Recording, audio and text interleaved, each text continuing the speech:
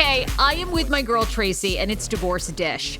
So, Tracy, I sent you a series of questions that I'm asking several women, all the same ones that are going to be on this episode. Okay. So I want to get right into it. Why did you get divorced?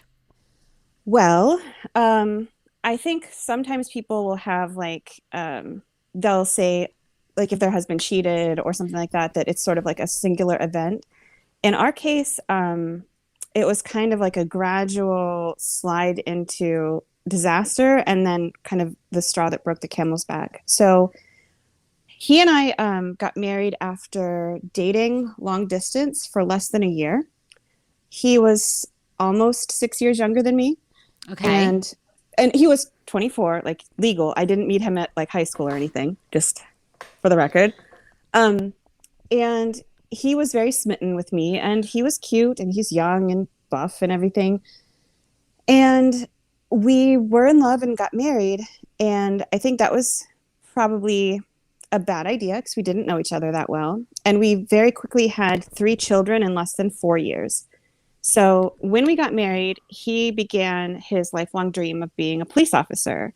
And I had all these babies and continued to work full time. And I was actually the primary breadwinner financially, and then also the primary caregiver because he was working nights, weekends, holidays. He wasn't just a street cop. He was on the SWAT team. He was doing like instruction at the academy. He became a detective.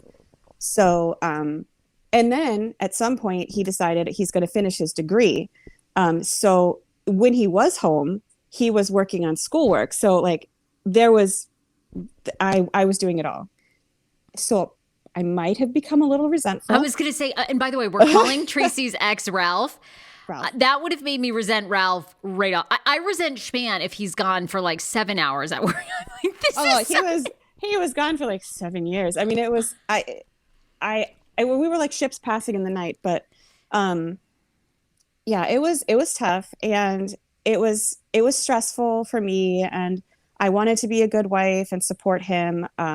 And we're from the same hometown area, but not the exact same town, different high schools. And again, I was older than him.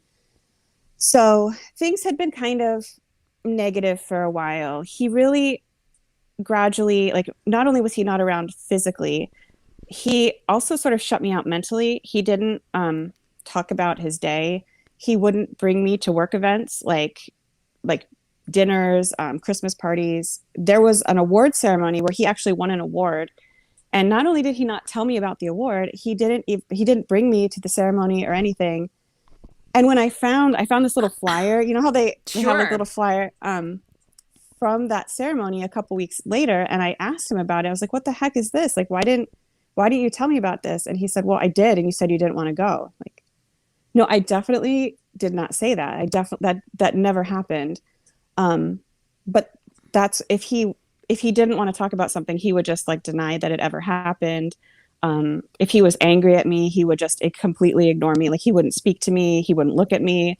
If he needed to communicate something, he would tell the kids like kind of abstractly, because the oldest one at the time was 6. So he'd be like, hey, daddy's not going to be home for dinner this week, like to her, not me.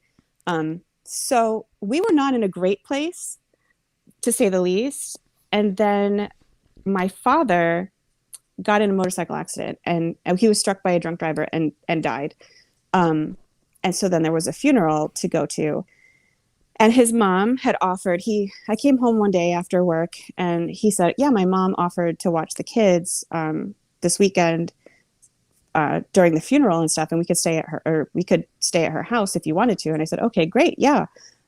So do you want to go, like, do you want to leave after work on Friday, or should we wait a little, let the kids get sleepy and have them sleep the whole way back to Pennsylvania? And he said, well, actually, I've been thinking, I don't know if I really want to go to the funeral because I don't really know anybody. So it'd be kind of awkward for me. To the funeral of your father? Of my father. He did not know if he wanted to go. Yeah. So he didn't go. And that was when I kind of knew, not only did he not love me, like he just didn't even like me. And I was like, there's no coming back from this. Like, he could buy me all the flowers in the world. He could go to marriage therapy again, and nothing is going. I mean, I only have one dad, and he only died once that I know of. So you can't come back from that. So that was when I was done. I checked out.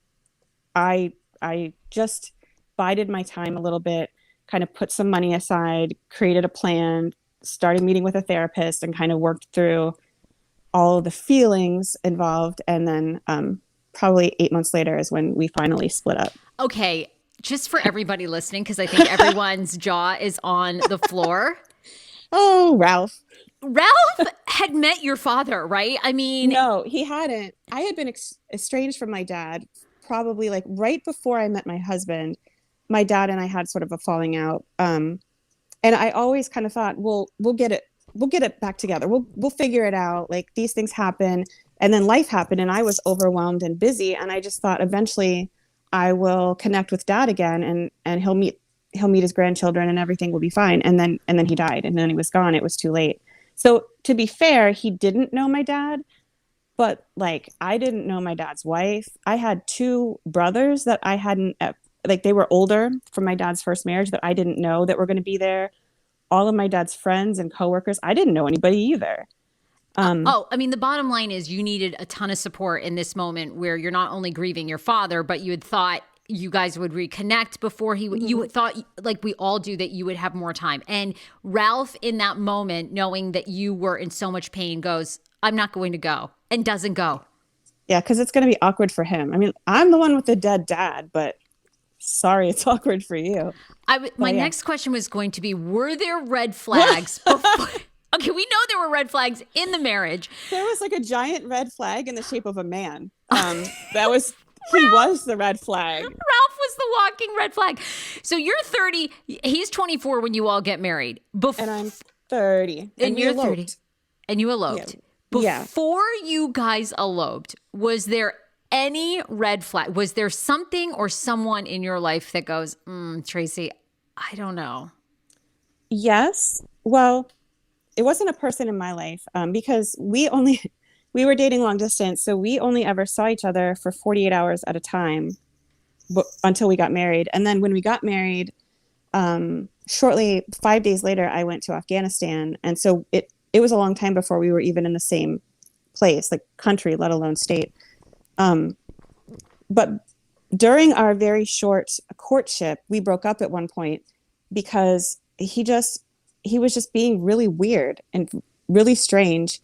And he was coming to Virginia from our home state to apply for jobs or job interviews for his dream to be a police officer. And he decided like he didn't want to come and see me. It's like, what the heck? Like, why are you driving all the way down here and you don't want to see me? And he just was really weird and kind of dismissive. And so we broke up for a few months. And that should have probably been the end of the relationship because he was just too young. But then he, did that thing that guys do where they're like, I'm so sorry. It took being without you to realize you're the one. You're so special. You're so wonderful. And we got back together and we went to Las Vegas, a trip that I paid for, which should have been a red flag too. We went to Las Vegas and we got engaged in Las Vegas when we were slightly intoxicated. And he actually never asked me to marry him. We went together to the jewelry store from the casino after he won $800 at penny slots. And we went to the jewelry store and we picked out the ring because we were wasted. And we came back to our hotel room to kind of sober up before we went back out in the social scene. And he opened the ring box and sort of kneeled by the bed and said, "Are you going to wear this or what?" So oh my God. And you were like, and I said, yeah, because it was a great ring. I mean, I picked it out. So you were like, fuck it. You know what? I like the ring. I'm going to wear this. And Ralph, I guess you're coming along. Yeah. Yeah. I mean, I was 30 and I wanted a family and we were from the same hometown area. And I'm a DC transplant. So I moved to DC. I didn't know anybody. And the guys that I dated were mostly like DC born and raised. And they were a different breed than Central Pennsylvania. And here was this guy from my hometown. He knew the same things. Like he went to the same movie theaters that I went to, and the same, like they had their prom in the same place we had my prom. So it felt like we had so many things in common, but it was really just a common experience of being raised in the same area. But having been transplanted to DC and not having anybody that I knew here, it seemed like that was meant to be. Like this was a connection that was so meaningful when it was really just we came from the same geographic location. Yeah. Well, it's hard to know sometimes when you're in it. Yeah. And he was cute. He was cute. He sounds hot. And look, when you're 24, yeah. Hey, it's hot. You're thinking this is going to work. It's, he said all the right things. I mean, I think that's kind of, it's sweet. He came back. He's like, I can't live without. I mean, I would have believed that too, Okay. You save up the money, the turning point, is not going to the funeral. You save up the money, you start going to therapy. When you tell your mom, and I don't know did you have a stepfather or another kind of like parent figure? No, it was just my mom. And she was very supportive. She liked him, but I think towards the end, when I started telling her about some of the things, I mean, when he didn't come to the funeral, I think that might have kind of made my mom sour on him a little, because my mom ended up coming to her ex-husband's funeral with me, and we sat with my dad's new wife, and it was really weird, but kind of cool, sort of, as far as funerals go. And she was there for me, but she was so disappointed in him and couldn't believe, like, how is this even possible that he's not at the funeral? I'm like, I don't know. Oh, I'm sure I'm sure that was a turning point for your mother, who is probably a very wise woman. She was like, okay, this is not a good sign. Tell me about your in-laws. Do you miss them, or are you glad to be away from Ralph's parents? I really liked his parents. His mom, she was kind of like, she's sort of like a very like nervous person. Like she's from a really small town, and then she got married and moved to another really small town. So being in DC, the traffic and stuff like that always kind of freaked her out. But she was a really kind woman. And I do miss her. I miss his sister and her children. And his dad got remarried to someone a lot younger than him.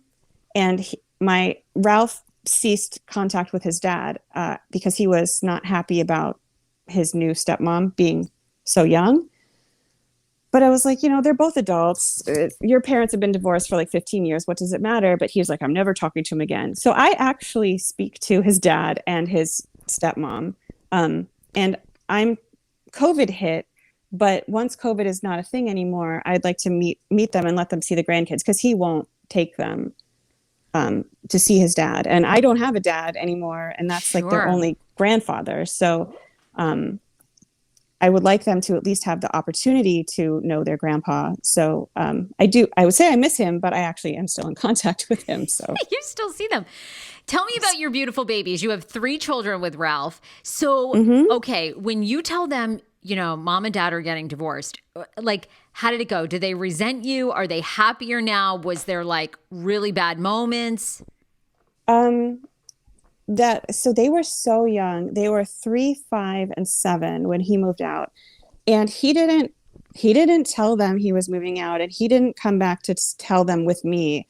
He just left, and I had to tell them what was happening, which was hard. And I got them in therapy right away because I didn't know what to tell them exactly. I just said that mommy and daddy couldn't be nice to each other anymore. We weren't being very nice and being kind and being friends. So we were living apart. He told me he was living with a friend of his that I knew. But in actuality, he had moved out and moved in with a girlfriend. And so for the first 7 or 8 months after he left, he didn't see them very often because he didn't want me to know about his girlfriend. But I was like, I don't know. Whatever. Yeah, you at this point. You were not in a position where you were like, I hope this works out. I mean, you were really kind of over him at this point. I was done. You were done. You were like, you can move in with 3 women, honey. Like Ralph. you can move in with anybody you want to, just not me. Bye, I'm Ralph. done. Bye, Ralph. So Have at it. It sounds like with the kids being younger, sometimes divorce is almost better because they're so little, they didn't really like, okay, yeah, we miss dad, but it didn't all register maybe. It was hard though, because they didn't understand. And so like when he would come and see them, like he'd sometimes pick them up for dinner and then drop them off at the house, like the house that we had lived in together. And my 5-year-old, she's my middle child, and she's like the typical middle child, like the wild, crazy one. She took it the hardest, and she would just cry and cry. Like, I miss daddy. Why isn't daddy here? Why can't you be nice to daddy? Why isn't daddy our friend anymore? Why is daddy your friend anymore? And I think daddy would love you if you just tried harder. Oh, that does break your heart. It's so hard. And you can't, I'm not going to badmouth their father. I'm not going to tell them how awful it was towards the end, because that's their dad and they don't really need to be brought into that.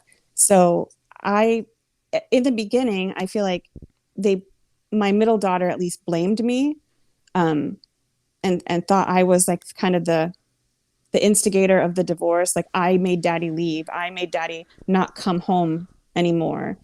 But eventually with therapy, I think things are a lot better, and they don't resent me at all. I mean, they have a new stepmom and a baby brother at daddy's house. They have a stepdad here and a baby brother at mommy's house. And they have three step siblings, that come to visit us occasionally, and one step sibling at their dad's house. So they've got a huge brand new family, but that means lots of birthday presents and lots of relatives and things like that. So they kind of get to experience the fun part. Yeah. Of two, families, right? Yes. They're getting 2 babies. They're getting, additional step parent. There's a lot going on, right? So it's all positive. Like it seems all good now, even though there were some sad times. Younger kids, I don't think, build up the resentment that maybe teenagers do. My current husband has teenagers, and I think that their parents' divorce happened when they were older. They were like mid-teens when their mom and dad got divorced, and their experience was a lot different. And I think there was a lot of negative feelings, and they didn't know who to direct them at. So I saw that from sort of the outside perspective and was like, oh, I'm glad I got out when they were young, because by the time they're moody teenagers, this will be long behind us. Yeah, because then they have, I mean, if you get divorced while they're teens with hormones and everything else, plus all that, it's so much. Tell me about in your mind, you finally had gotten done with Ralph after years of being married, right? Because I always think about this, like, I've been with Schman so long. What was it? Tell me about the feeling. What was it like when the day that Ralph finally gets all his stuff and he's gone? What was that first moment like when you were by yourself? So he didn't actually come and get all of his stuff. Ralph left all his belongings. Damn it, Ralph. He left a lot of it, like even his gun cabinet and stuff. So I was living in this house we were renting for another year. And I kept saying, like, do you want to come get your stuff? You're going to get your stuff. And he never did. So when I moved out, I actually had a small moving truck and took all of his stuff and put it in a storage unit and said, like, I paid for 30 days. After 30 days, I don't know what's going to happen. Like, it'll go up to auction. So have at it. Here's the key to the lock. And I guess he went and picked up his stuff. But like when he did take his clothes out of the closet, and I packed up his stuff so I didn't have to see it. And one of the first things I did was, he hated things on wall. Like, he hated artwork. Like, his perfect house would be completely sterile. Like Kim Kardashian's house. Yes. Yeah. That's like his dream house. He would love nothing but like white floors and white walls, and like he's very meticulously neat, which is great. But I like pictures on the walls. I like artwork. I like it's mirrors nice to and know, curtains. Yeah, and stuff. like someone lives there. I mean, it's and little pillows on the couch, like the little decorative pillows that say like "Home Sweet Home" or whatever. So the first thing I did was I repainted my bedroom. I got a really girly duvet cover. I made it very feminine, and I put those pictures on the walls. I put those throw pillows on the couch and the pink fuzzy blanket and all that stuff, and was like, yeah, this is my house now. And so that felt really good because it was kind of taking out the old and making it my place, not our place. So it washed away some of those memories. And okay, so I've always been curious about this. After years of being with someone, all right, what was it like the first time you start dating again? What was it like the first time you had sex with someone that wasn't your like former husband? I'd be so awkward. Oh my God. I mean, I can only give a blowjob to Schman. I mean, I'd be so like, I mean, what would I'd be so awkward. Well, so it was, I mean, at the end of our marriage, obviously when you don't have an emotional connection, all parts of your relationship suffer. So, actually the first time I was with someone else, I was like, wow, hey, like, I actually like, this is cool. Obviously you like me. Like, this isn't just a transactional experience. Like you think I'm hot. You just gave every fucking woman listening to this so much hope. You know that? Like, yes, because you know what? Good. That is it, right? When you're in a loveless relationship, actually having sex with someone that isn't your ex was the most amazing feeling because you found your person. You was the first person you hooked up with post ex-husband Ralph, the guy you married, or did you date some other people? It was. Because it was really good. I mean, he's also a great guy, but also that, but helps in the bedroom.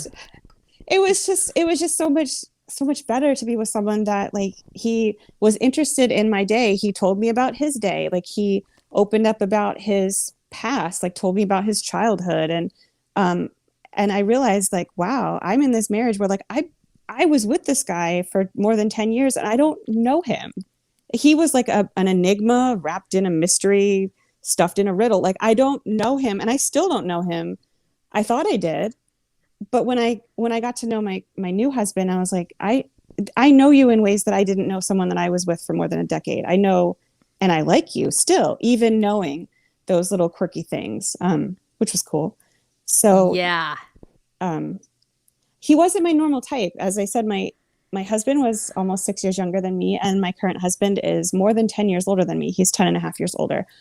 But there's something to be said for older guys because I am always going to be 10 years younger. So always going to be the young hot thing. Always. Yes. Tell me, although I think I know this answer, Tracy, is there anything you miss about Ralph? One thing. So as I said, like, Kim Kardashian West's house is his dream home. He was very clean. So like that, yes. The one thing that he would do, like, he would bleach the floors type of clean. So I do miss having someone that is that obsessed with cleaning living in my house. Because if he wanted to avoid spending time with me, he'd go clean a room or something, or go bleach the bathroom, which he wanted to avoid me a lot. So obviously our house was very clean. You walked into a pristine home. The sink's always clean. I like that. Yeah. Yeah. And the toilet, shower, no mildew, nothing. So that's like the only thing that I miss. Everything else I think is better. And I know my house isn't as pristine as it used to be, but it's home. It's comfortable. And I feel like I'm with people that I love, that love me, versus being with someone that there's a lot more love. That sterile yes. home was real sterile. No way. I'll take those dust bunnies over that previous situation. Tell me how much divorce costs. Oh, well, this is probably not the best news for people listening. I had a cheap divorce because we went to mediation first. And I think we went to mediation. We agreed on everything but child support. We went to court. And the judge decided child support. And then in 2020, he filed again to change his child support. And we just came to an agreement on that. He filed in March and we came to an agreement last week. So all told, I've paid about $9,000, which is pretty pretty good. That's not bad at all. Yeah, that's not bad at all. You may win in this, if it's a competition in these podcast episodes for the most affordable divorce.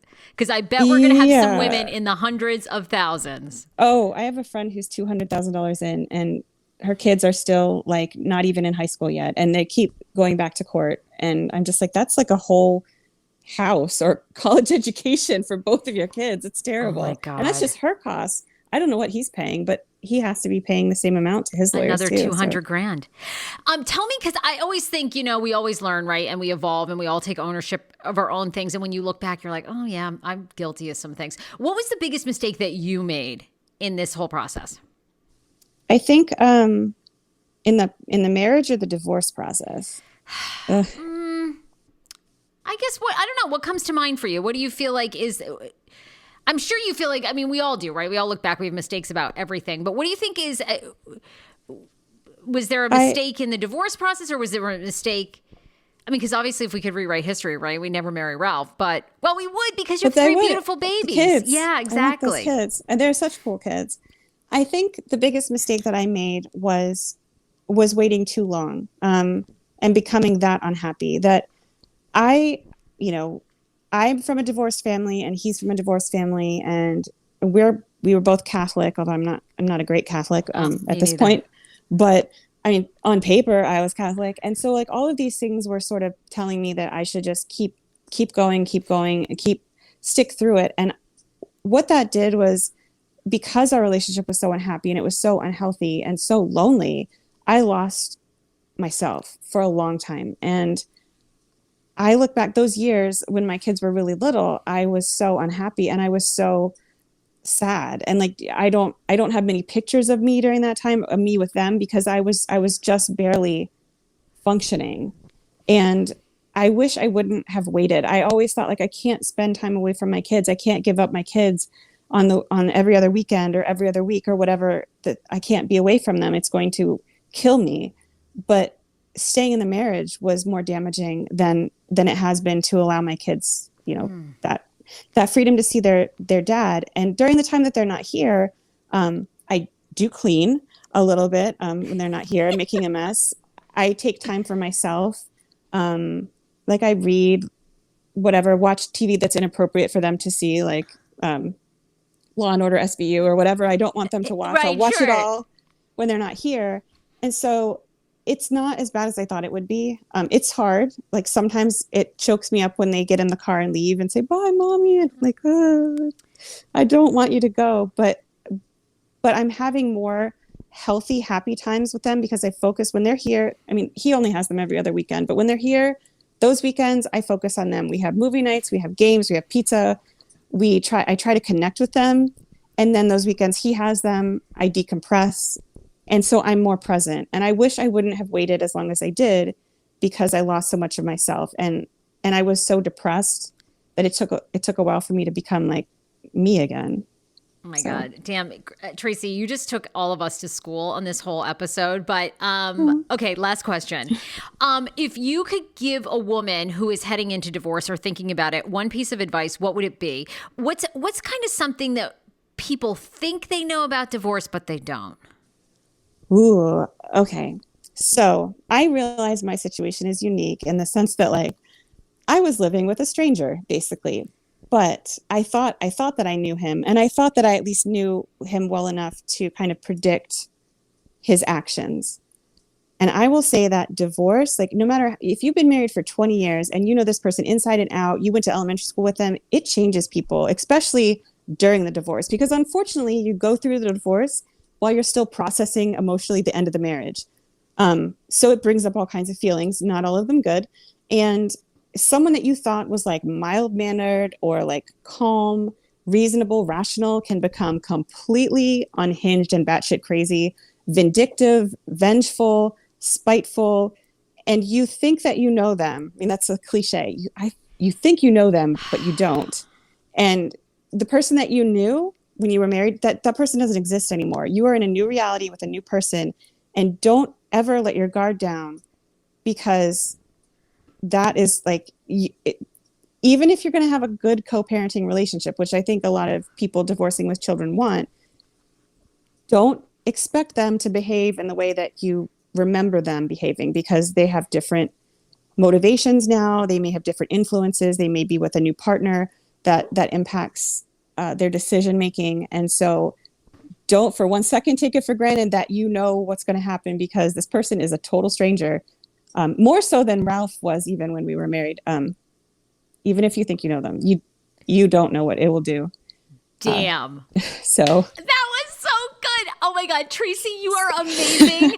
Oh my God, and absolutely adorable and gorgeous. You have the cutest blonde hair. She's got these fire lashes on. You look amazing. I mean, what a queen. Like you, okay, I mean, I have nothing else to say. I mean, you just took everybody to school. Like, I mean, if that episode is going to hit like some woman who's going to be like, ding, ding, ding. I mean, I adore you. Girl, get out. If you're unhappy, get out.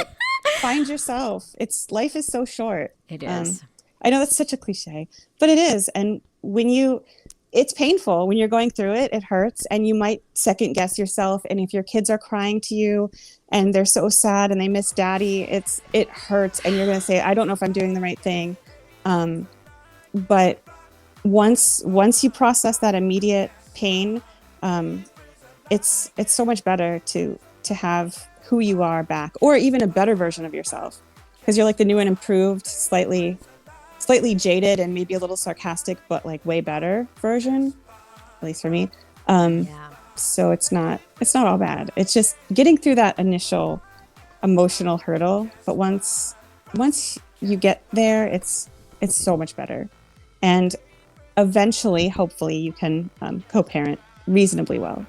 Tracy, that was great. Thank you so much for being on the show.